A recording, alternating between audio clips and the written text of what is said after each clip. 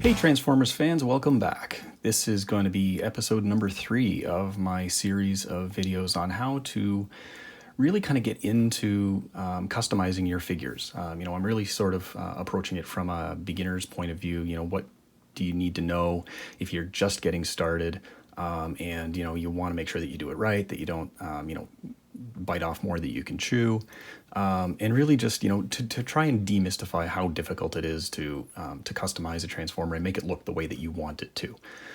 So in the previous couple of videos, I've talked about the sort of the basic supplies that you need, the types of paints that I typically use, and just sort of general approaches in terms of how to get started, as well as the second video kind of covered just getting started with something very, very simple, which is just custom painting the wheels of a transformer, which is usually one of the things that can make a big difference in how it looks. If you just add some custom paint to the rims, it can really make a big difference in the figure, both in bot mode and especially in vehicle mode, of course. But in this particular video, so this next installment is kind of like the next step in the process. So let's say maybe you've got your stuff organized, you've started custom painting some wheels and you want to start doing a little bit more. Well, the next step that you really kind of need to start to learn is how to disassemble the figure, at least in the basic way, so that you can get better results. It's easier to work with, and it sort of just makes it a little bit easier to get it to the way that you want it, and it's just, like I said, it's just easier to work with. So that's what this video is going to be all about, is just sort of disassembly basics, to make sure that you keep things clean and organized, and it just makes it easier for you as you go. So there's a few things, obviously, that are very common amongst transformers in terms of how they're put together. The first and most popular or easiest thing to disassemble is what's called a ball joint, and that's typical of a lot of shoulders and waist and knee joints and things like that, because it really obviously gives you a big range of motion, as you can see on Berserker here from the last night. Ball joints are very, very popular, and they're also extremely easy to take apart because it really just requires a little bit of a gentle pull to pop it out of place, because it is just a friction fit. There's no screws or bolts or pins or anything holding a ball joint together. So looking at the shoulder joint here of Berserker, you kind of look at how do I need to orient this to get it to pop off easiest. And then with a firm grip, you use one hand obviously on the figure, another hand on the joint or the arm that you want to take off, or the leg that you want to take off, and just pull firmly but gently in the direction that you want it to pop off, and it's just that easy. It pops off that easy. And to put it back on, again, oriented kind of the way that you need it to go on there. Give it a little push, and it just snaps on. And there you go. Ball joints, very, very easy. And what you'll find is that some of them are easier than others. Some of them pop off very, very easily. And a good example of that is the notoriously easy shoulders of Studio Series Shatter, which require literally almost no force to take off. They really just pop off quite easy. So if you find yourself needing to use a little bit more force than you expect, just take your time. Don't twist it as you're going. Don't go against the angle that the opening in the arm is, and just kind of gradually apply a little bit more and more force until you get it to pop off. But the more you do it, the easier it gets. So just practice makes perfect. But yeah, so that's a ball joint. Ball joints are very, very easy, and they definitely make painting the arms and the torsos and whatnot fairly simple. Heads on these robots are usually also on ball joints, a lot of them. If they're not, they're on what's called a mushroom peg, and we'll get to that soon enough. But again, if the head is on a ball joint, you just kind of look at which way you need to orient it to get it to pop off, and just give it a little pull, and then off it comes. And then get it back on again. It's just a matter of just popping it. So yeah, ball joints, very, very easy. The next type of joint, like I talked about, that you'll see on transformers, and these are usually on areas that swivel, that have like just a sort of a pivot point rotate, like the inside of Berserker's arm here. You can kind of see it right there. And that's called a mushroom peg, because as you can kind of see when you orient it top down, it actually looks like kind of a mushroom popping up there, and it just sort of fits into a slot, a T-shaped slot in usually an arm or a leg. And then in order to get these off, you kind of need to do the same thing that you do with a ball joint, but just a little bit different, different approach. So again, sort of stabilizing the body with one hand, like this, and then grabbing the piece that you want to pull off with the other. You obviously need to go in the line that the opening is, right? Obviously, I can't twist it up or bend it like this because it's not going to come out that way. So if it goes in this way, it needs to come out the opposite way. So you just kind of grab it, and I'll take his head off. His head pops off easy. You just kind of wiggle it until it comes out. And that is as much effort as it takes usually to get, let's see if I can get a focus here, to take a mushroom peg off. That's it. And then obviously in order to get it back on, you just go with the opposite direction. You kind of line it up, kind of see there that, and then how it fits, and then just,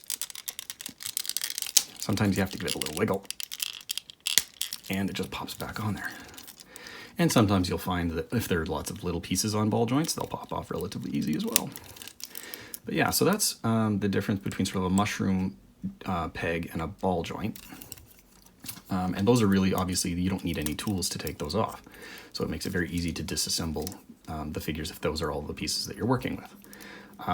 Now, there are a couple of other ways that parts can be attached to transformers, one of which is called a pin, which is basically, as you can see in his arm, in this guy's arm right here, it's just a metal rod that is friction pressed into that slot, and there's no screw to unscrew it, and you can't just pop it off. So that makes things a little bit more difficult when you're dealing with pins.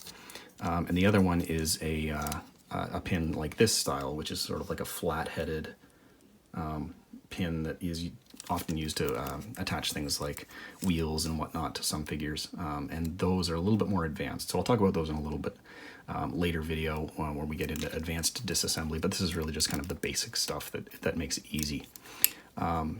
So yeah, so there's the ball joints, the mushroom pegs. Another thing that's very easy to take on and off on some figures that doesn't require tools is sometimes the wheels. And I talked about this in the wheel video, but I'm just kind of going to recap it here. If you see on Prime's leg here, focus, you can kind of see that that wheel is just got these little tabs that hold it in place. There's no pin on the other side, kind of like nailing it in or screwing it in. It's just what they call like a friction fit, kind of tabbed in wheel. And these are actually very easy to pop off. Again, you use kind of the same, you know, firm but gentle pressure. And if you just apply the pressure at the back and just push, it pops off. And that makes it a lot easier, obviously, to paint some of the wheels, as well as sort of get in, if you need to get in behind the wheel to do some paint work, perhaps on the plastic, then obviously taking the wheel off makes that a lot easier. And then putting it back on is simply a matter of just sort of positioning the pegs properly, giving it a little bit of a push, and it just sort of snaps back on, and there you go. So those are very easy pieces to take on and off. And that's really obviously where you're going to want to start if you've never disassembled a figure before. You know, don't shoot for the moon off the beginning, because it can be quite frustrating and when things don't work the way that you want them to when you're trying to disassemble it. There are also pieces such as Prime's shoulder guards here that are just a friction fit. Like there's no pin, there's no screw, it's not a ball joint, it's not a mushroom peg, it just is these two little tabs or like bumps on the plastic. I don't know if I can see it there. There's like a little bump there, and it just sort of fits into the grooves and the holes on the other side of the plastic, and those are very, very easy to get on and off. So his shoulder guards are a good example of that. And then his forearms as well are kind of the same thing, where you can see there's a pin on that side, right at the top here, but the piece that it actually attaches with into his forearm is just one of those like little nub things that you know, you can pop in and off, in and out very, very easy. So that's Prime's little arm thing there. That's very easy to take on and off. So when you spot things like that, again, it just makes it a lot easier to get access to the places you need, and then obviously you don't run the risk of getting paint where you don't want it. So if you see any of those instances when you're trying to work on a figure, it's probably just to take them apart and just do it that way. So I'm just going to get Prime out of the way here because I need some more space. And that brings me to the next piece of disassembly for transformers that is sort of the most common, and that is the Phillips head screws that adorn the back of a lot of transformers. And you can see Megatron here has them all over his shoulders in the back, some other places as well. And when you see one of those screws, it's actually quite easy to take it off and disassemble the pieces in a way that that makes it easier to work. Now, you're going to want to make sure that you've got, when you do start getting into unscrewing things, you're going to want to make sure that you have the absolute correct screwdrivers for this job. And the reason is because those screws are very, very small. And they're easy to strip if you don't use the right screwdriver, or you apply too much force, or whatever. So you're going to want to make sure that you pick up a set of these tiny kind of like screwdrivers. They usually come in a set of like 5 or 6, and they're for like, you know, precise jobs like watches and, you know, eyeglasses and stuff like that. But they're really good for obviously the transformers, especially sort of the ones that are on the larger end of the spectrum, because they're not as big as like a typical screwdriver. But the tips are designed to obviously fit that size of screw much, much better. It's usually handy to have a regular size screwdriver as well, at least a smaller one, just because it obviously gives you a better grip for the larger screws that you'll find in these figures. But for the most part, you're going to want to use these precision screwdrivers. And to do it is as simple as unscrewing a screw. So you just grab your screwdriver, kind of come around to the area that you want, put it in there, make sure that it fits properly, that there's not a lot of play or wiggle, and then just gently but firmly with pressure, dial that screw out, and out it comes. And you'll see these things are really, really tiny. They're not big. So you're going to want to do probably one of two things when you take these screws out of a bot. You're going to want to do one of two things to kind of keep them organized. First thing, obviously, I work on a clear table so that if anything rolls around, I can easily find it. But I'm just going to take all 3 of these screws out to kind of show you the couple of different methods that I've used to help make sure that I don't lose any as I'm doing my disassembly and reassembly. So once I get this third one out, we will see that. There we go. His arm disassembles the shoulder joint, just piece pops off. Put that there. And then it actually has this little flap, right? So you see it on this side here. It's got a little flap kind of thing. Well, that just pops off as well. It's not pinned in, it's just friction fit. And then you'll see the shoulder, the main part of the shoulder, is a bigger version of the mushroom peg. And that just pops off, and there you have Megatron's arm off. Probably not happy about that, but he can just deal with it for a few minutes. So there's a couple of different things that you can do to make sure that you don't lose any pieces or get them mixed up or whatever. So if you're painting the main part of the robot and you just kind of want to keep his arm in one piece, then just reassemble it off of the bot. So just kind of put everything back in place the way it would normally go. And then just put the screws back in. You don't need to put them all the way in, but just put all the screws back in, and then you can just kind of set his arm aside. Another way to do it is if you're actually going to paint these individual pieces and you want to make sure that you've got, easy access to all of it, is simply take the screw while it's disassembled, and then just kind of with your fingers, just kind of thread it back into the hole on the arm so that you remember where each of these screws go, and they're not lost. They're not hanging around in a box or on your table and could roll onto the floor, because they're not going anywhere. They're in where they should be. So that's one way of doing it.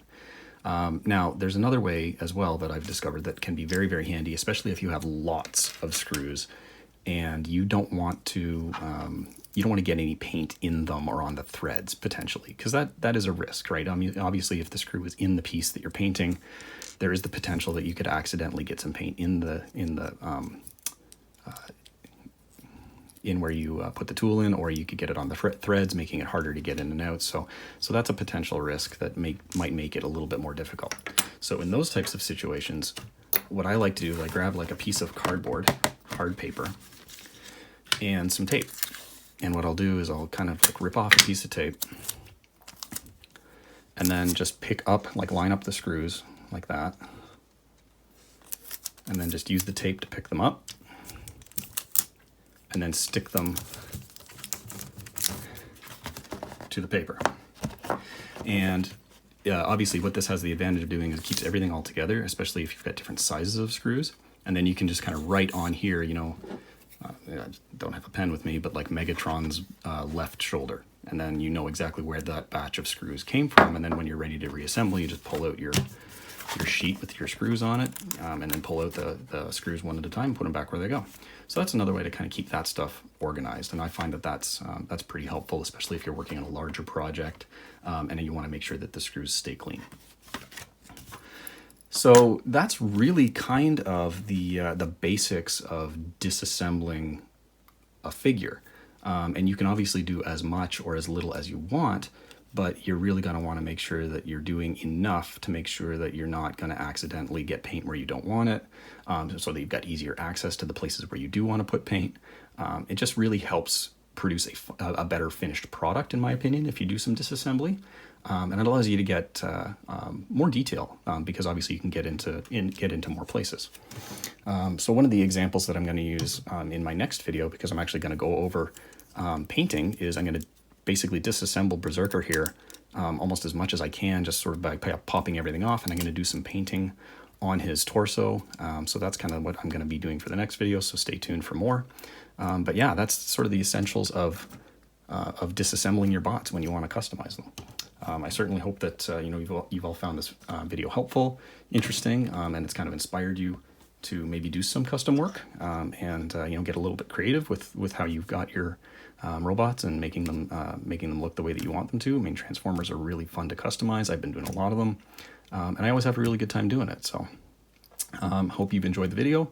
Hope it's been helpful, and look forward to coming at you with more material. So you know, if you have any comments, you know, drop them in the comments section. Happy to reply and to hear what you think. You know, I would love a like, a share, a subscribe, any of that stuff that you'd be willing to provide would be awesome. Otherwise, I will be back at you all soon with another video. So thanks very much for tuning in, and have an awesome day.